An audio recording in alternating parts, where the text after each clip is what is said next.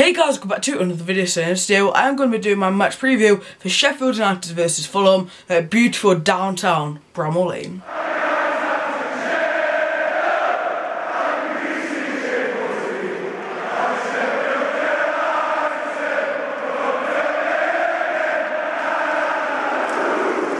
So I'm just going to put it out there. Over the next 2 weeks I've got mock exams, so I'm in year 11, believe it or not. So if maybe the video seems rushed like this one, or you know I just don't put out a video, that's because I've got my mocks, okay? The match experience will definitely be out tomorrow though. I'm guaranteeing you guys that one.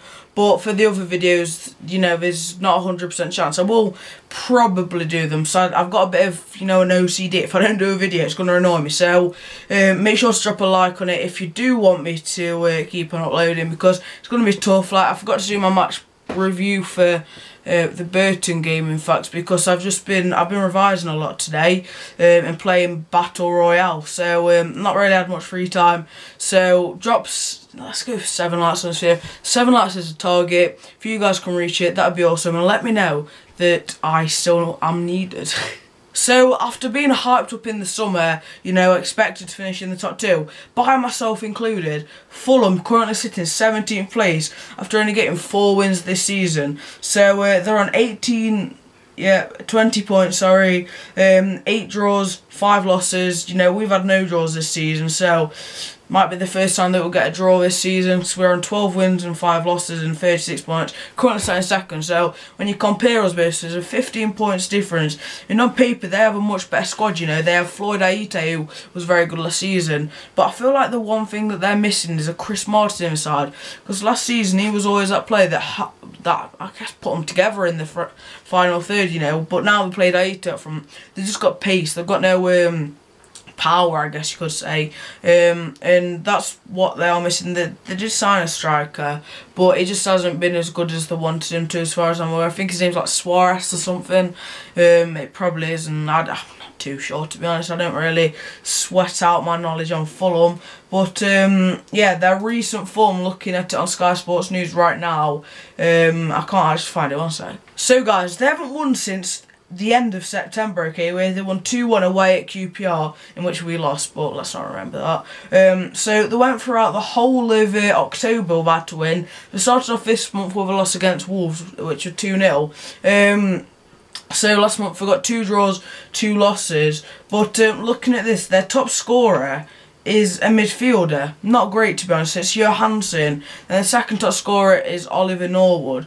So they don't really have a main striker looking at this, you know. If the top scorer is Johansson, they just haven't really got the team that they had last season, I guess you could say. That striker's called Rui Fonte, by the way. I don't know where I got Suarez from, and he's only got 1 goal. Floyd Aite's only got 1 goal. They just really haven't got the. Guys, my battery's just cut out on my camera, so I'm going to have to rush this bit. But us, okay, we have got, as I said earlier, we're second in the league. We've got loads of momentum, but I just want to say, I was almost crying when I heard about it. Poor Coutts, going to be out for a very long time. We'll be lucky to see him by, what's the month after February? The month after February. You know, I think that's about when he's coming back. I think that's April or March. It's one of them two. Don't know my months, I'm year 11, that's bad, isn't it? But he's got a lengthy injury after, I think it was a broken tibia, maybe? Not 100% sure. You guys saw it down in the comments. I'm just going to say a broken leg. But if you haven't saw the picture, I'm not going to show it on screen now because it's pretty vital. But let's say that this is his shin. It's meant to be straight into it. It bent like that way. Like it's just really disgusting. And their player should definitely get a ban for that. Maybe just, you know, what it's like these days, about a 3-match ban with what it's like these days. It was the striker, Marvin Sordell, who I was actually praising before the match. But no, don't like the play now. I hate Marvin Sordell now. You don't get away with that.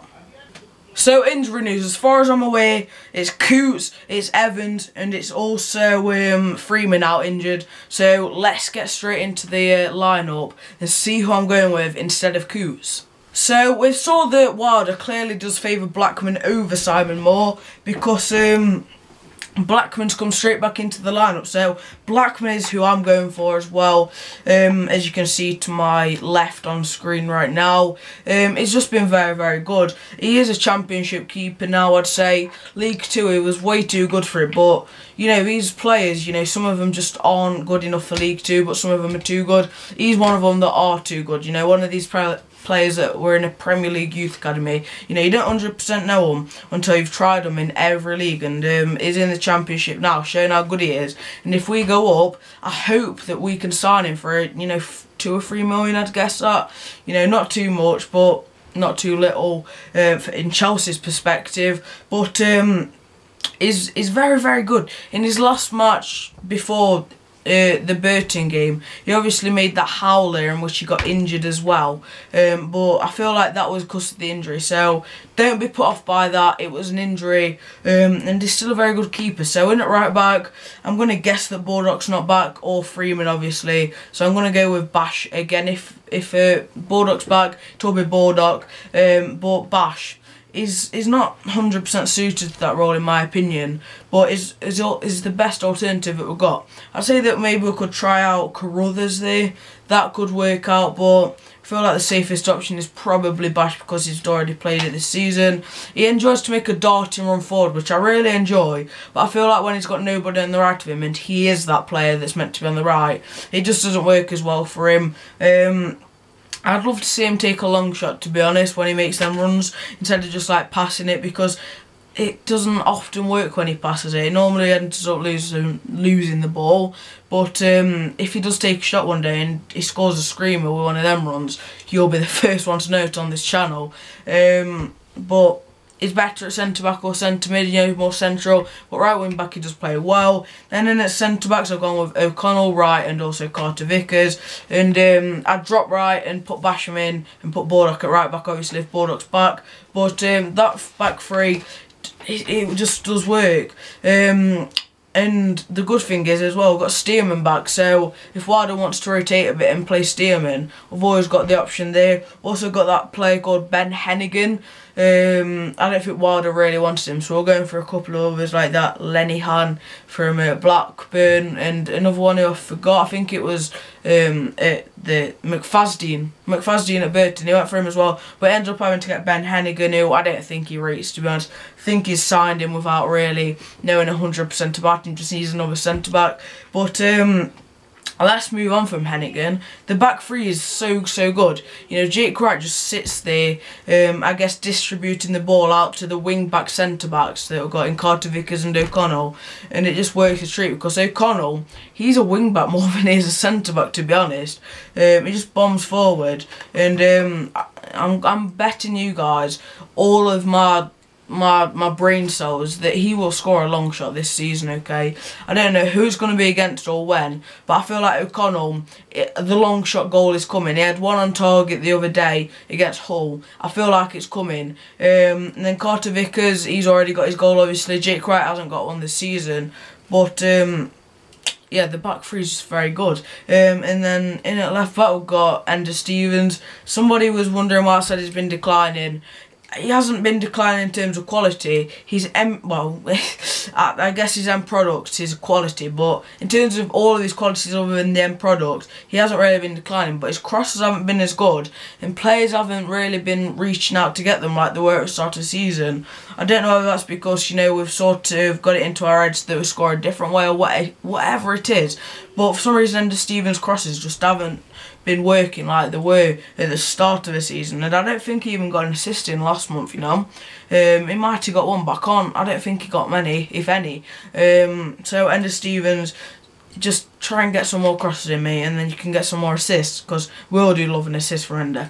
And then in at centre mid, you're going to moan at me, but I'm going for Lundstrom and Fleck, okay? Lundstrom, everybody and their dog's been criticising him, other than me. I feel like I even put it on the Sheffield United fans live group. Just give the boy a chance, alright? He's not been in our first team regularly. Now he's got his opportunity to shine. If he doesn't do it, we've also got Carruthers on the bench. We've got a month and a half until the window opens, so just don't moan to Lundstram, just give him his chance. We've obviously got Flecky, who is established in our first team now. He's probably going to be playing whenever he can. But yeah, as I say, just give Lundstram a chance. Obviously, if he plays bad, I will admit that, but I just want to, because I just like him. I don't know why, I like him. I liked him at Oxford. He hasn't played amazingly at us, I will admit that. But just give him a chance. He'll know that this is his opportunity now that Coutts is gone for, you know, the remainder of the season practically, bar the last month, I'd say. So Lundstram, he'll know just as much as us that he hasn't played well enough, and he's gonna go for it. He's gonna really go for it. He's gonna be flying long balls across the pitch like Coutts does. He's gonna be just busting a gut every game, in my opinion. Starting from tomorrow night against Fulham. And then in attacking midfielder, I've gone with Duffmeister, which is something I just come up with at the top of my head. He's a great player, still in form, and against his former team Burton, he went through the walls, about to say. Quite a few tackles going in left, right and centre on him. And Cloughie, of all people, I don't think he'd set up a team to do that, because at us he wanted nice football, didn't he? But he's got Burton to try and foul us, and look what's happened, eh? A player that was brought in by Clough, I think it was, in Coutts, has got injured now. So well done, Clough. Gone from really respecting you to being a bit meh with you now, because you set up your team to be harsh, and managed to get Coutts injured. So yeah, Duffy in at Cam, and then up front I've gone with Clark and Sharp, because they both scored on Friday night. How can you drop a duo like that? You just can simply not. Sharp, he's got the movement of a good footballer, let's say, because I can't think of any similes or whatever you call them in my head, but his movement's great. Won us a penalty against Burton, which I don't think he's done that this season yet. That was the first time, I'm pretty sure. I've not even seen a penalty at the Lane yet. I think we've seen one for Wolves and the Mist, but apart from that we haven't seen any. But yeah, Sharp's movement's beautiful. Then Leon Clark's got a beautiful finish, and I'd just like to say that Sharp finish for his second goal, that was what we've been looking for. Okay, most of the time he's been blasting this season, but just passed it round keeper and it's worked, hasn't it? So hopefully he's going to do that more. And then Clark, as I was saying, he's just got a great shot on him. It was unlucky not to score more at Burton. Honestly, he could have got a hat-trick once again. Against Burton, but I'd say that if we was at home, that match could have been a 6 or 7-1 win. I know that sounds a bit, you know, high, but I honestly believe that if we can beat them 3-1 away from home.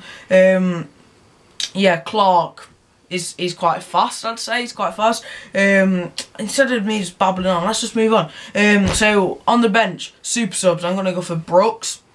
I'm gonna go for, who else can I go for? Super subs. I feel like Carruthers. Will know that this is his chance to shine. So I'm going for Carruthers as Brooks as my super subs. This isn't a new feature. This is just because I feel like because Coutts is injured, a couple of players are going to want to prove themselves. So I'm going for Brooks as a super sub, obviously to come on for Billy normally. And then I'm going for Carruthers to fight it out with Lundstram to get that spot in the centre mid, because unless I bring through a youngster like Regan Slater, I can't see it being anybody other than Lundstram and Carruthers. Maybe Basham when Baldock's back, but yeah, Basham. I hadn't even thought about Basham. It's probably going to be Basham when Baldock's back, actually, isn't it? As much as I do want to see Lundstram or Carruthers, it's going to be Bash, I think. Now I've actually reviewed it in my head, but this has been my lineup prediction, as you can see there. I want to say any tweaks that you'd make to it, to put it down in the comments. I know that a lot of you will probably think take out Lundstram, put in Carruthers or Bash, and that'll work a treat. But I believe in Lundstram, okay? I believe that he'll take the opportunity and he will play well. So this is the end of the video. So as I said, tell me what you guys have changed down in the comments.